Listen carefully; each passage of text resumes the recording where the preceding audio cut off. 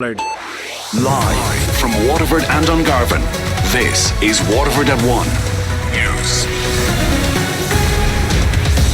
Good afternoon, I'm Liz Reddy. Today's top stories. Gardaí and Waterford are out in force across the city and county today as part of Operation Thor.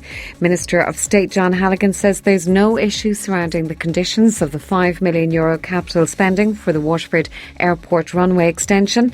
We hear from young traveller pupils at Mount Sinai Primary School who show their classmates aspects of their tradition when they hosted a Traveller Pride Day. And in sport, former UEFA President Michel Platini is reportedly in custody in France over an investigation into the awarding of the World Cup to Qatar. Gardaí and Waterford are out in force across the city and county today as part of Operation Thor. Extra checkpoints and patrols are being rolled out in a bid to crack down on organised crime. Brendan Roach is Crime Prevention Sergeant at Waterford Garda Station. It's a day that we set aside and we try to channel as many resources as we possibly can into detecting and investigating outstanding crime. So we will have people operating around the city on checkpoints, on warrant searches, on summonses, and basically trying to mop up old investigations that we still have on our books over the course of the last 12 months. He says there'll be an increased Garda presence throughout the day. We'll be doing checks on the road traffic side of it, checks for proper documentation to ensure that people have their NCT in place and that the vehicles are roadworthy. We'll also be carrying out searches around the town in relation to stolen property, in relation to outstanding warrants and summonses. Minister of State John Halligan says there's no issue surrounding the conditions of the €5 million capital funding for the Waterford Airport runway extension.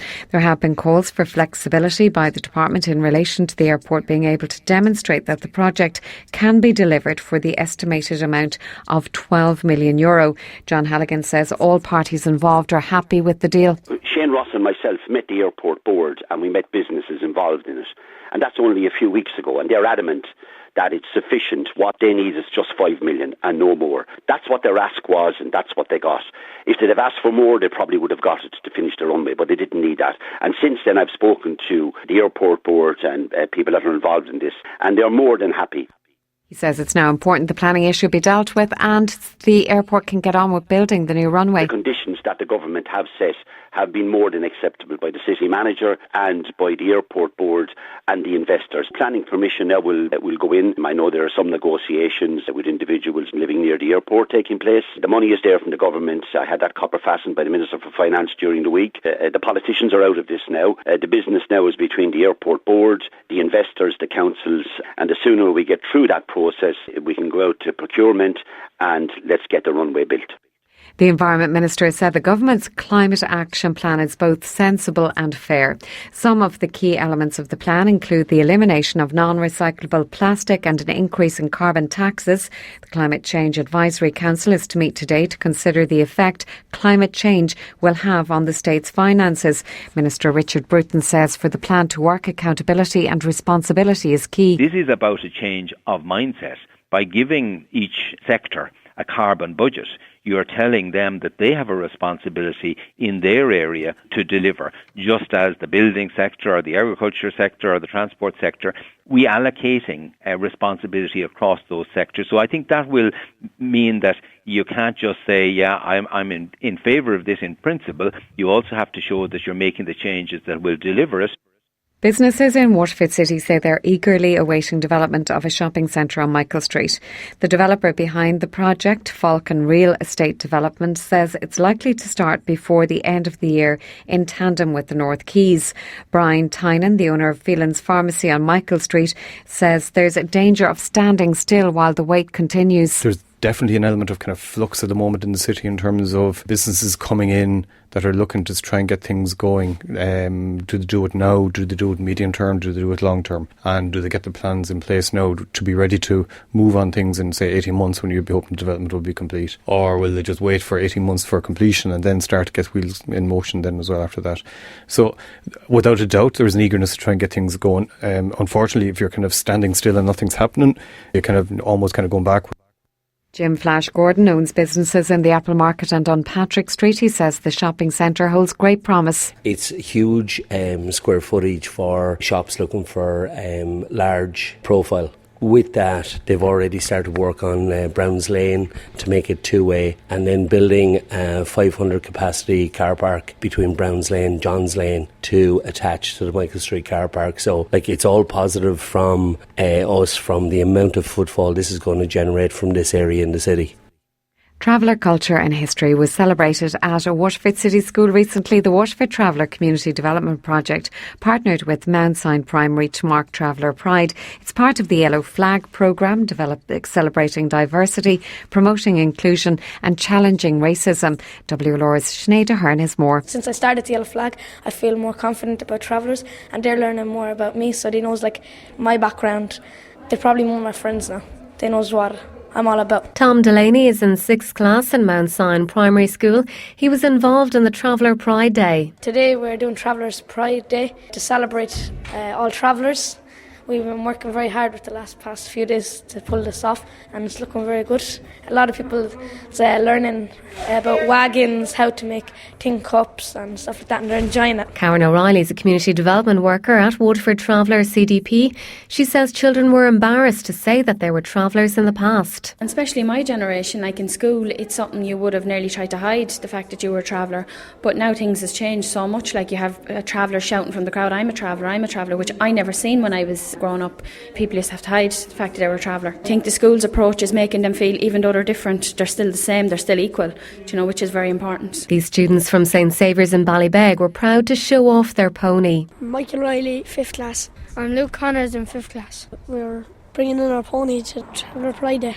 She's a mare pony, that means she's a girl. She's 4-year-old. Feed her every day, make sure she have a bucket of water at her head, and make sure you brush her down. Where I live, everyone has pets like this. Yeah, I have a tree. We jock them. We're around the field sometimes. We're only trying to learn them about travellers. I'm proud to be a traveller. Margaret Connors is involved in the day. She hopes it'll make a difference. We done it last year in St Saviour's, and it went very, very well.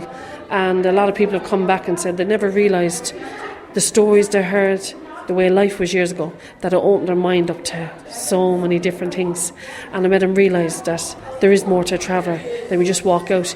There's good and bad in everyone, so therefore you can't go along and say, well, I think this, I think that. It's when you walk in and young children as young as 4 and 5 ask you the most amazing questions, and to answer them, when I would love for an older person to ask me that question, I'd be willing to answer it any day. Michael Walsh is the principal of Mount Sion Primary. We are very proud to be able to say that we do not look at a child's name, the colour of their skin, their ethnic background. Every child is welcome in our school.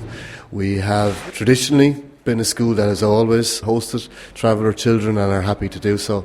And we have lovely relations with all our traveller families. So it's great today for those families to be able to come in, for those boys to be able to stand up with a bit of pride and say, yeah, this is us, this is what we're good at, and this is what's nice about us. And then for the other boys in the school to be able to share that experience. These 6th class students enjoyed the day. I didn't know that much, but I asked lots of questions today, and I actually learned a lot about the travellers. I learned that they make these tin cups, and there's only around 3 people in Ireland that can do that now, and that there's different wagons. I always thought they were the same as us, they just had different backgrounds, but they're all the same, they're all nice to me, and I'm nice to them, I guess. WLR Sport. Thanks to Boland's Hyundai Waterford. Preview the award-winning 192 Hyundai range. See bolands.com. Former UEFA President Michel Platini is being questioned by anti-corruption officers over the awarding of the 2022 World Cup to Qatar. The ex-France midfielder was arrested this morning, according to the news site Mediapart. The Frenchman was among those who controversially chose to award the World Cup to Qatar back in 2010.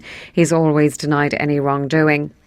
Dundalk will be in the hat for this afternoon's Champions League first qualifying round draw, which gets underway in Neon at 1:30 Irish time.